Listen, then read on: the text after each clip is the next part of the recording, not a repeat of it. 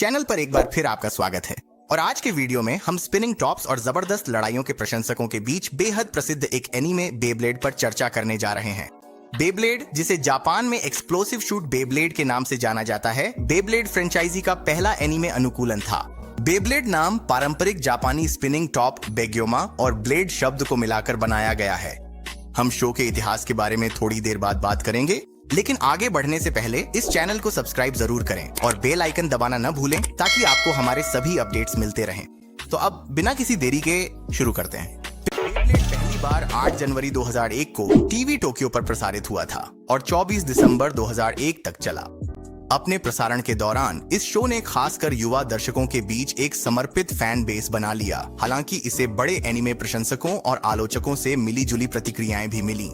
कई मूल एनीमे के विपरीत, जो लंबे मंगा या उपन्यासों से आते हैं, बेब्लेड को असल जिंदगी के घूमने वाले टॉप खिलौनों की टकारा द्वारा बनाई गई लाइन से गहरी प्रेरणा मिली थी और इसे ताइको आओकी के मंगा से और विकसित किया गया था। इसका निर्माण मैडहाउस ने तोशिफुमी कावासी के निर्देशन में किया था। हालांकि बेब्लेड ने मर्चेंडाइजिंग और खिलौनों की बिक्री में जल्दी ही सफलता हासिल कर ली, लेकिन कुछ आलोचक इसकी कहानी और भारी उत्पाद प्रचार से उतने उत्साहित नहीं थे। फिर भी शो की लोकप्रियता ने कई सीक्वल्स को जन्म दिया, जैसे बेब्लेड बी फोर्स और बेब्लेड जी रिवॉल्यूशन। साथ ही हाल की बेब्लेड बर्स्ट श्रृंखलाएं भी आईं।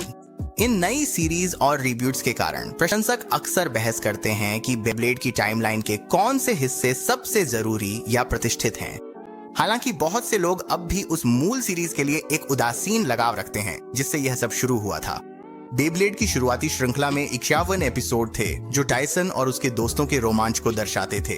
तो चलिए कहानी में आगे बढ़ते हैं। टाइसन ग्रेंजर एक साहसी और ऊर्जावान लड़का है जो एक दिन देर तक सो जाता है और अपने दोस्त एंड्रयू के साथ बेब्लेड मैच लगभग चूक जाता है।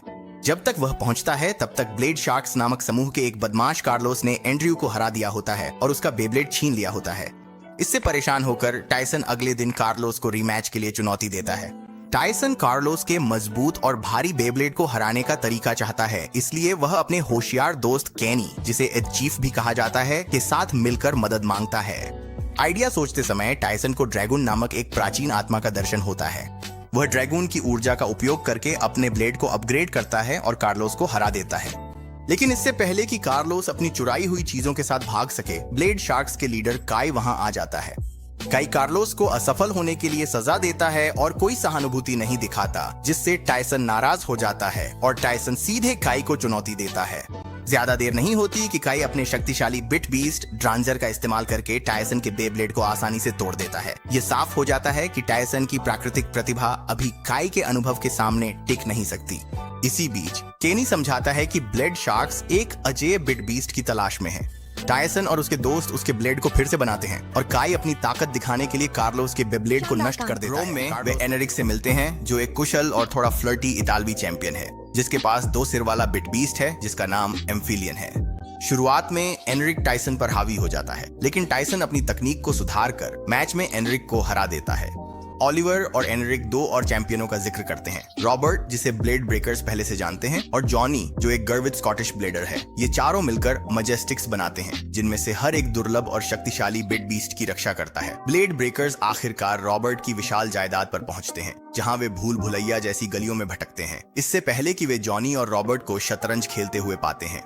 जॉनी काई की क्षमता पर रखने का फैसला करता है और सलाम्यूलियन से उसे हरा देता है। यह महसूस करते हुए कि उन्हें और मजबूत होना है, ब्लेड ब्रेकर्स रॉबर्ट के कोलोसियम में मजेस्टिक्स को चुनौती देते हैं। कड़े मुकाबले में टाइसन की टीम अपनी ताकतों को मिलाकर जीत हासिल करने में सफल होती है। मजेस्टिक्स टीम वर्क की ताकत के बारे में सीखते हैं और अकेले लड़ना छोड़ने के लिए सहमत होते हैं, जब डार्क ब्लेडर्स अभी भी आजाद घूम रहे हैं।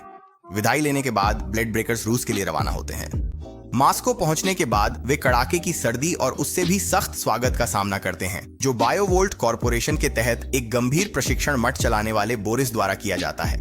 वहां के युवा बेब्लेडर्स को ऐसी कठोर दिनचर्या से गुजरना पड़ता है जिसका मकसद उन्हें अजेय योद्धा बनाना है। काई को एक अजीब सा जुड़ाव महसूस होता है जब वह बोरिस की निगरानी में अपने बचपन के दिनों को याद करता है। इन यादों से प्रेरित होकर काई एक रात चुपके से मठ में घुस जाता है और वहां एक डरावनी प्रयोगशाला पाता है जहां बायोवोल्ट अंतिम बेब्लेड बना रहा है। बोरिस उसे ब्लैक ड्रांजर दिखाता है, जो काई के असली बिट बीस्ट ड्रांजर का एक दुष्ट संस्करण है। काई इस काली शक्ति के आकर्षण में आकर ब्लैक ड्रांजर ले लेता है और न्यूबोर्ग, जिसे डेमोलिशन बॉयज भी कहते हैं, में फिर से शामिल हो जाता है। उसे बचपन में इसका इस्तेमाल करने की यादें फिर से आने लगती हैं। इसके बाद काई एक ही बार में पूरी ऑनल स्टार्स टीम को हरा देता है और उनके बिट बीस्ट्स चुरा लेता है। वह वही काम व्हाइट टाइगर क्लैन के साथ भी करता है और जब ब्लेड ब्रेकर्स उसका सामना करते हैं तो वह ठंडेपन से टायसन को उसका पुराना ड्रांजर बिट चिप, लेकिन जेगार्ड, जो मिस्टर डिकिंसन के पुराने सहयोगी हैं, प्रकट होते हैं और चट्टान की शक्ति का उपयोग अज्ञात उद्देश्य के लिए करना चाहते हैं। डॉ के को काम पर रखते हैं ताकि वह उस चट्टान से शक्तिशाली रॉक बिट बीस्ट्स निकालते और जल्द ही विद्रोही नेता इन अजीब जीवों के साथ सामने आते हैं। ब्लेड ब्रेकर्स को चुनौती देते हैं। वे कीमती डेटा चुरा लेते हैं जिससे समूह खतरे में पड़ जाता है। टायसन की मुलाकात एक दोस्ताना ब्लेडर जायो से होती है जो उसकी प्रशंसा करता है। शुरुआत में जायो अच्छा लगता है, लेकिन अपने पिता के रहस्यों को जानने के बाद वह टायसन से रिश्ता तोड़ लेता है। पता चलता है कि जेगार्ड ही जायो का पिता है और जायो सचमुच अलग तरह से बना है, शाब्दिक रूप से, लेकिन हम इस पर बाद में आएंगे। इसके बाद जेगार्ड जायो को आदेश देता है कि वह 4 पवित्र बिट बीस्ट्स इकट्ठा करे, इस उम्मीद में कि वह एक सपना पूरा कर सके जिससे जायो सचमुच इंसान बन जाए, क्योंकि यह आदमी असल में एक साइबोर्ग है जिसे इसलिए बनाया गया क्योंकि असली जायो की मौत हो गई थी और जेगार्ड को गंभीर समस्याएं हैं। सब कुछ अगली वर्ल्ड बेब्लेड चैंपियनशिप में आकर एक साथ जुड़ जाता है। मिस्टर डिकिंसन इस इवेंट का आयोजन करते हैं। ब्लेड ब्रेकर्स 2 जोड़ों में बढ़ जाते हैं, टायसन मैक्स के साथ, कायरे के साथ। अन्य शक्तिशाली टीमें भी शामिल होती हैं, जिनमें बदले हुए केन और जिम, सेंट शील्ड्स और एक साहसी जोड़ी किंग और क्वीन शामिल हैं, जो टॉप बेब्लेड पार्ट्स चुराने के लिए जानी जाती है। तनाव तब चरम पर पहुंच जाता है जब किंग और क्वीन अन्य ब्लेडर्स के साथ धोखाधड़ी करते हैं या उनके बेब्लेड्स को बर्बाद कर देते हैं। एक मौके पर वे डॉ के साथ भी मिल जाते हैं, जो स्टेडियम में एक बीम हथियार का इस्तेमाल करने की कोशिश करती है, लेकिन किंग और क्वीन धोखा देने से इनकार कर देते हैं और उसे सफलता पर गुस्सा थे। नई योजना की चाह में गिडियन डॉ बी से कहते हैं कि वह साइबर बिट बीस्ट्स बनाए जो ब्लेड ब्रेकर्स के बिट बीस्ट्स की कॉपी हों, जिन्हें ड्रैगून, ड्रिगर, ड्रांजर और ड्रासील के डेटा से बनाया जाए। टीम साइकिक कई युवा ब्लेडर्स को भर्ती करती है जो या तो शक्ति की लालसा रखते हैं या गुमराह हो जाते हैं। एक भाग्यशाली ब्लेडर वायट है जो साइबर ड्रांजर से जुड़ जाता है और अपनी मानसिक स्थिरता खो बैठता है। इसी बीच केन, सलीमा, गोकी और जिम को भी अपने अपने पवित्र बिट बीस्ट्स के साइबर संस्करण मिलते हैं, लेकिन जब वे जानते हैं कि साइबर बिट बीस्ट्स एक ब्लेडर के दिमाग को भ्रष्ट कर सकते हैं तो वे सोचने लगते हैं कि क्या यह जोखिम उठाना सही है। आखिरकार ब्लेड ब्रेकर्स को बैटल टावर में इन नए दुश्मनों का सामना करना पड़ता है, जो गिडियन का विशाल किला है और जिसमें भरपूर भ्रांतियां और जाल बिछे हैं। हर ब्लेड ब्रेकर को एक अलग मंजिल पर चढ़ना होता है और आगे बढ़ने के लिए बे बैटल जीतनी होती है। वे साइबर ड्रासील, साइबर ड्रिगर, साइबर ड्रांजर के उन्नत रूपों से लड़ते हैं और सबसे खतरनाक साइबर ड्रैगून से, जिसे केन इस्तेमाल करता है। ब्लेड ब्रेकर साहस और असली बिट बीस्ट्स पर विश्वास के साथ लड़ते हैं और एक बार फिर टीम साइकिक को हरा देते हैं। साइबर ड्रैगून नियंत्रण से बाहर हो जाता है, जिससे टावर लगभग गिर जाता है, लेकिन टायसन ड्रैगून की असली शक्ति को उजागर करता है, साइबर कॉपी को नष्ट कर देता है और केन को आजाद कर देता है। जब इमारत गिरने लगती है तो गिडियन और डॉ